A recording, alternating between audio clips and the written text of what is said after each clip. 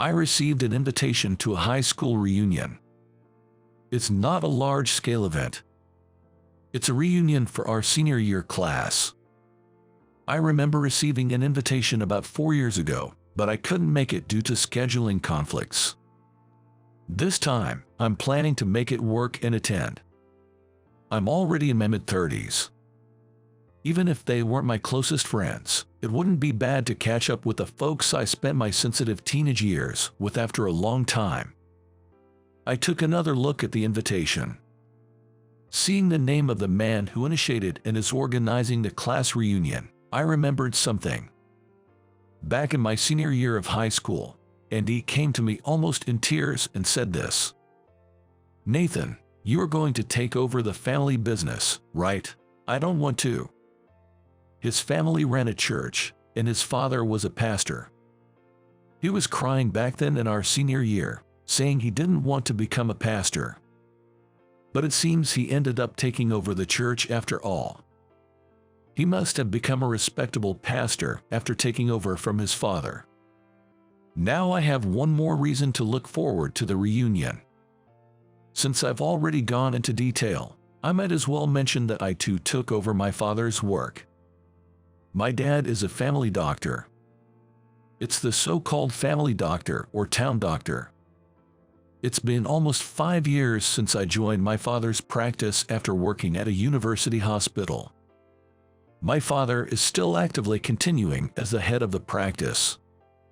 Old-time patients have always referred to my father as Dr. Senior Thompson and to me as Dr. Junior Thompson. About 30 people attended the reunion. Some had changed so much that I couldn't immediately recognize them, while others looked just as they did back in the day. Among them, Elizabeth caught my eye.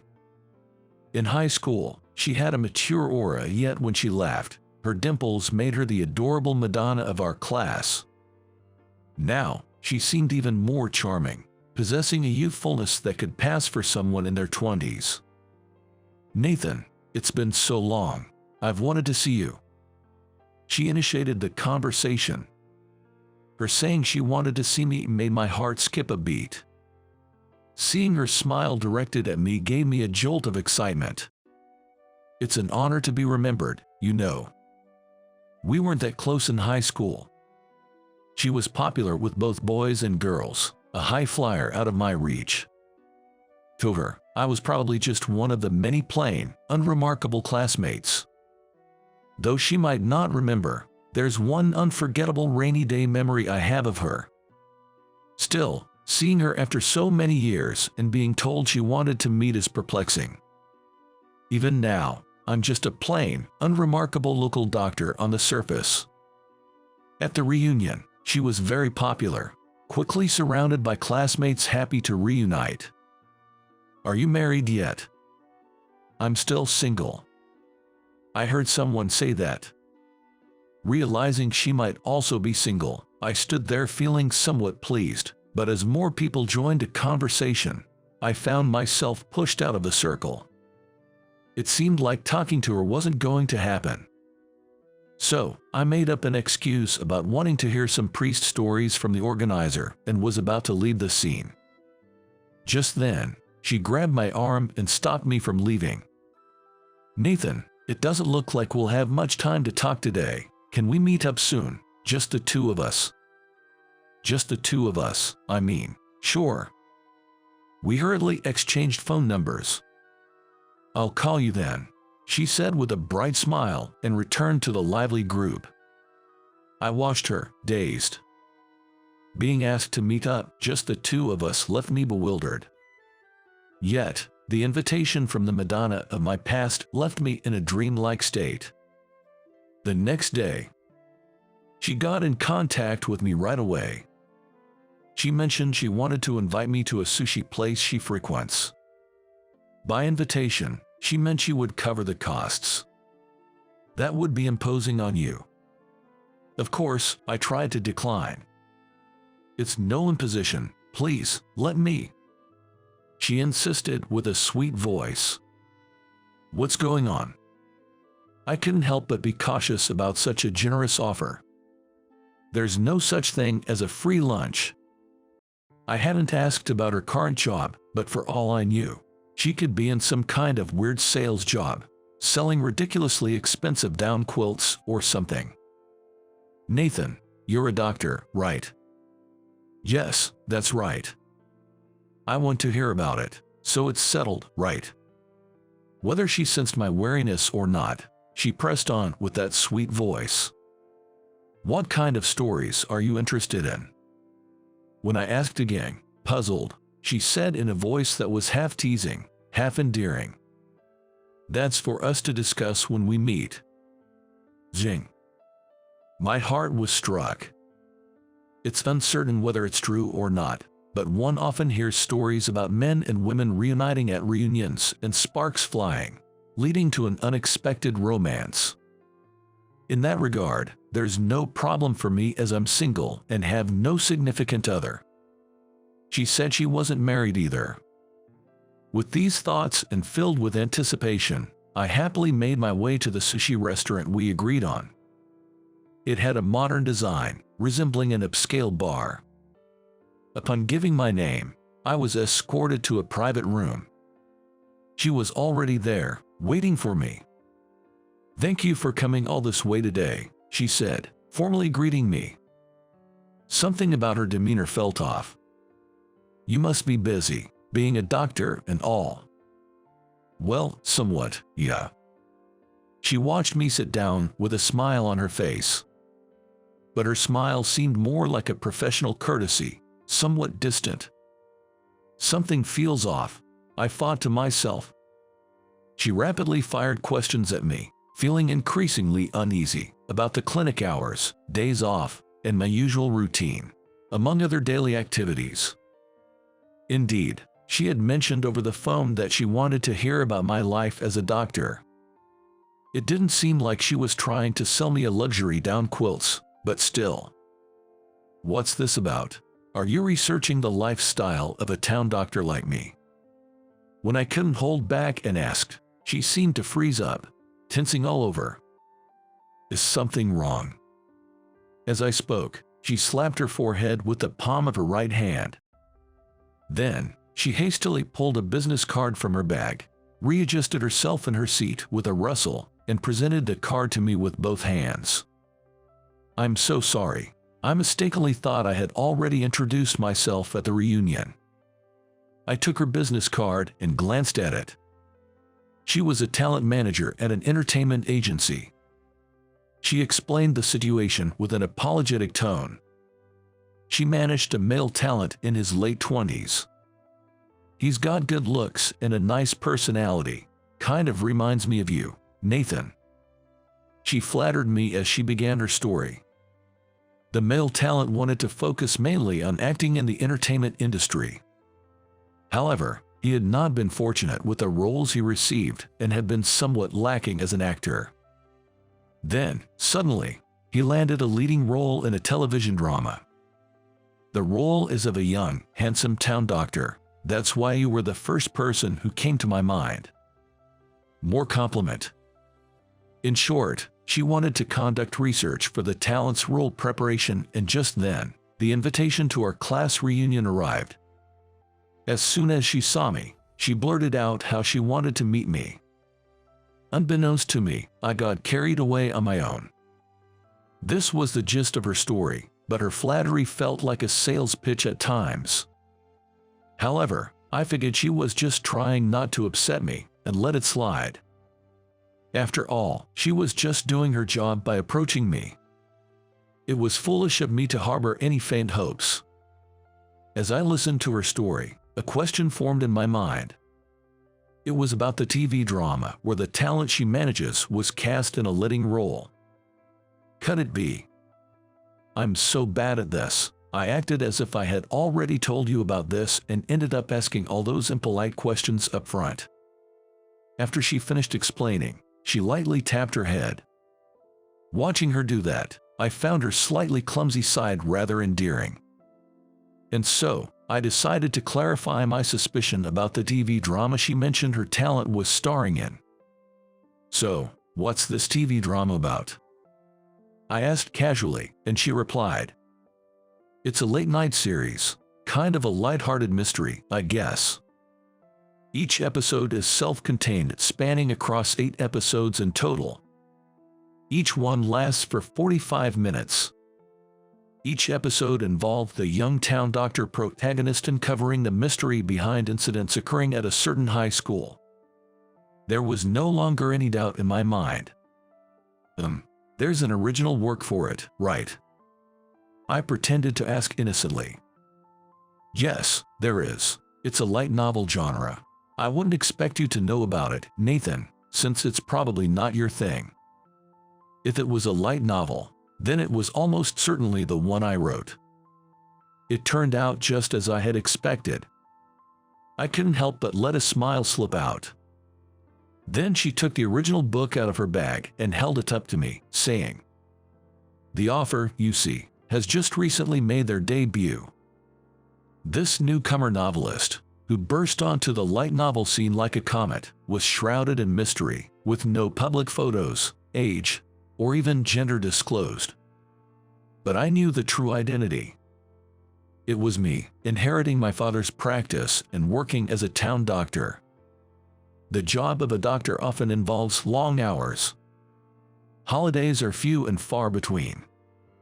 Even outside of working hours, I can't relax because I might have to respond to emergencies or sudden changes in a patient's condition. There are also conferences and study groups to attend. But even doctors are human. Everyone is different. Some drink, some go out at night. In my case, my hobby during breaks was primarily munching on snack foods while reading. And it was always mystery novels. Being a private practitioner, as opposed to a hospital doctor, does allow for some flexibility in setting my own hours and taking days off, somewhat easing the long hours. Especially in my case, having my father around gave me significantly more free time than when I was working in a hospital. It was right after I switched from being a hospital doctor to join my father's clinic. I happened to read a mystery novel set in a medical environment. However, its plot was so far-fetched that I stopped reading midway. At the same time, I thought to myself, if something like this can be published, then I can write one too. The publisher of that book was holding a competition to discover new authors. With my newfound free time, I decided to take on the challenge of writing a mystery novel featuring a town doctor as the detective. I submitted my finished work to the competition. It didn't even get selected. However, later on, one of the judges from that competition, an editor, reached out to me.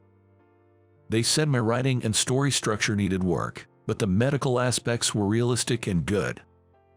They also found the setting of the main character as a town doctor interesting. Given that, I was invited by the editor to try my hand at a light novel he was planning. The idea was to use the town doctor from a story I had written as the detective in a high school mystery he was devising. The plan was to publish one story in a monthly magazine to gauge reader response, so over 6 months, I completed a work of about 80,000 words. This story was well received when published in the magazine, leading to a series and eventually a book publication. And now, that book was being turned into a TV drama. The show is a comedy with no gruesome incidents, where the recurring highlight is the protagonist, a town doctor, dramatically revealing the culprit with a "was you" moment. However, this is always interrupted by a call from an elderly patient, a childhood friend, asking for help with her unending diarrhea. As I absent-mindedly reflected on how I ended up juggling roles as both a town doctor and a novelist, she said, "That's why I'd like to hear more stories from you." "Sure, I can't promise I'll be of much help, though," I answered, pretending to be unaware. Maybe this was the moment to reveal that I was the mystery author behind the drama. However, I had kept the identity of the author hidden from the public and had missed the timing to reveal it in the conversation. Moreover, compared to the renowned author Mr. Thompson, she should find it easier to reach out to the town doctor, who was her high school classmate. Who knows, with these meetings, trust might grow and turn into something more, right? I calmed my racing heart. I'm a doctor, after all. It's not uncommon for novels and comics to be adapted into movies or TV shows. Of course, the author's consent is necessary for such adaptations. The publishing company approached me about the drama adaptation. I was also shown a project proposal for the drama. In my book, I set the historical background to the time when I was in high school, but now it's been updated to the present. New elements, not found in the original, such as a young female teacher, have been introduced to add a romantic storyline with the protagonist, a town doctor. These were among the suggested changes. Whether novelists or manga artists, creators often have a deep attachment to their work and a unique worldview. That's why I've heard that some authors can be quite vocal and demanding when it comes to adaptations. However, being a newcomer, I believed that printed words and visuals are inherently different. So, as long as the drama didn't completely deviate from the essence of my book, I was open to letting them do as they pleased. The drama script was sent to me, but I merely skimmed through it without giving it much thought. Little did I know, I would end up getting involved like this. A week later, she reached out, wanting to give me an update. In return for the last time we went out for sushi, I met up with her under the condition that it would be my treat at a place I knew. Sorry for choosing a place like this, even though I said it was my treat. I took her to a local Chinese restaurant near my clinic. It was my favorite spot for lunch, but it was my first time there at night. It has a nice, old-fashioned vibe, doesn't it? Contrary to her words, the look on her face as she scanned the restaurant clearly showed her bewilderment. I guarantee you'll like the taste. I casually ordered a couple of drinks and a few dishes for us. The drama was still in the pre-filming stage, doing script readings and costume fittings. When I asked if things were going smoothly, she replied, "Well, it's going smoothly, but," indicating there was a discrepancy between the protagonist she had envisioned and the reality. The protagonist in the original is more straightforward and simple-minded, you know.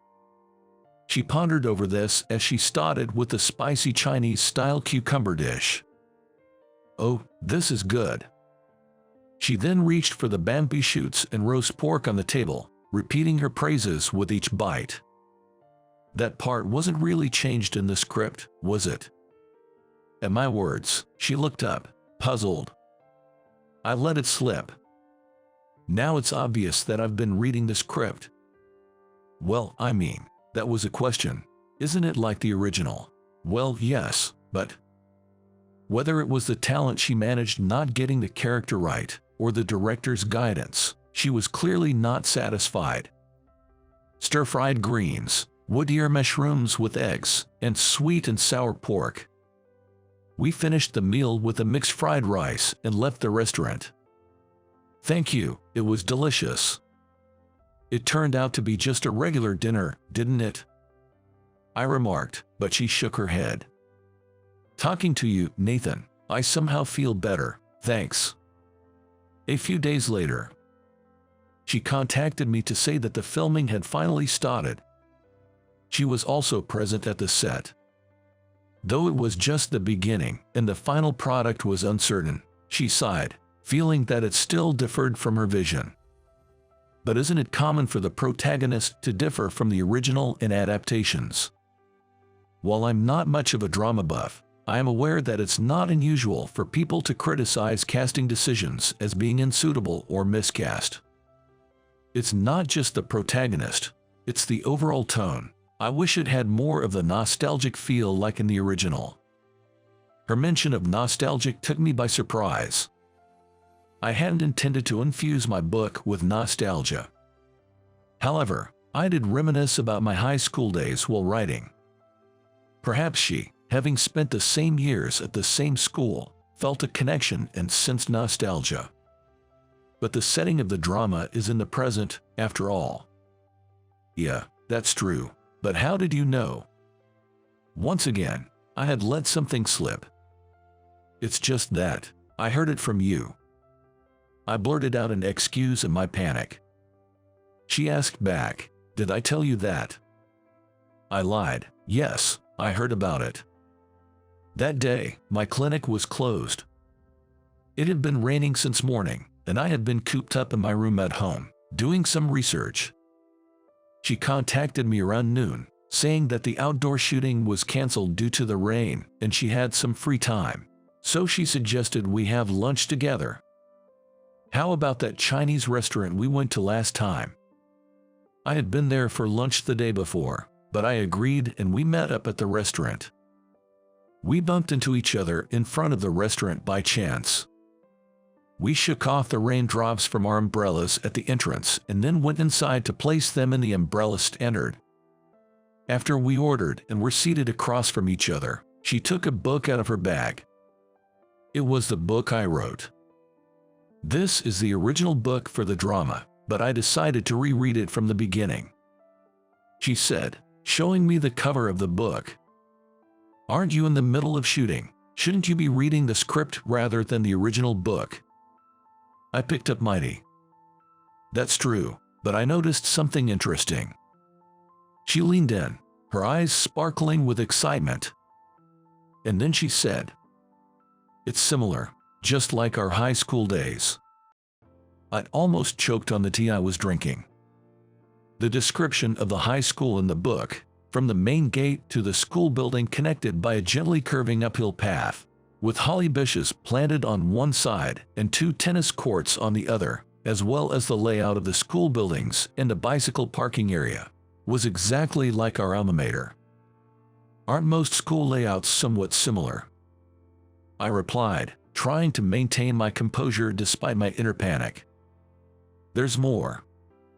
She went on to say with certainty that certain characters in the story resembled our classmates, and in another episode, there were characters similar to other people we knew. If you think it's a lie, you should read it too, Nathan. I'll lend you the book. I took the book she offered and placed it next to me on the table, pretending to be uninterested. I thought it was time to change the subject. I looked around the restaurant for a new topic. My gaze stopped at the umbrella stand by the entrance. I had a bad feeling. And that feeling turned out to be right. In episode 6, there's an umbrella theft incident. She didn't need to tell me. I was the one who wrote it. I remember it clearly. On a rainy day, an umbrella is stolen from the stand at the entrance of the school building. The umbrella belonged to the class's idol. The town doctor detective takes on the case, identifying 3 suspects. Mala student A, who had a secret crush on the girl and wanted an excuse to be close to her. Female student B, who was jealous of the popular girl and looking for an opportunity to harass her. Mala student C, who had previously been a victim of a similar crime and wanted to take revenge by stealing umbrellas indiscriminately. The protagonist, a detective and town doctor, had been lying in wait near the umbrella stand before it was even known that an umbrella had been stolen. He approached a female student, asking, "Was your umbrella stolen?" and cleverly deduced that male student A, who had walked her home under a shared umbrella, was the thief. The boy's motive was just to share an umbrella with the girl he liked, even if it was just once. I was amazed at how such a story could be dramatized, as she mentioned, "Don't you remember, Nathan?" Her expression was different than before, somewhat innocently cheerful. Back in high school, it wasn't that my umbrella was stolen, I just forgot to bring one despite the evening rain forecast. I thought she wouldn't remember, but she did recall that rainy day, unforgettable to me.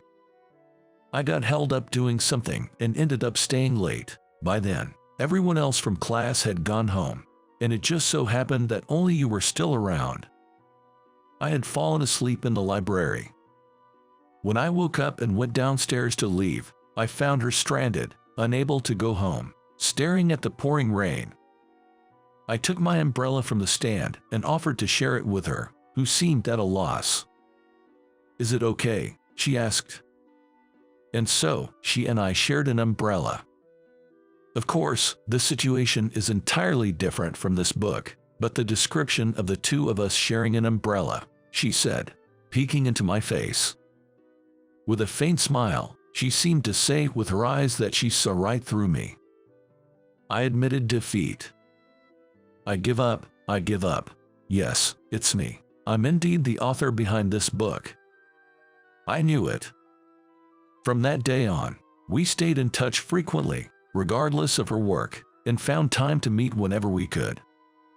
You often hear stories about men and women reuniting at reunions and suddenly falling into a forbidden love. I always wondered if those stories were true or not, but it seems they might not be entirely unfounded. Though, in our case, it wasn't a forbidden but a rightful love. We need to buy a bigger one, don't we? I said, pulling her closer by the shoulder. This umbrella was too small for the two of us to fit under.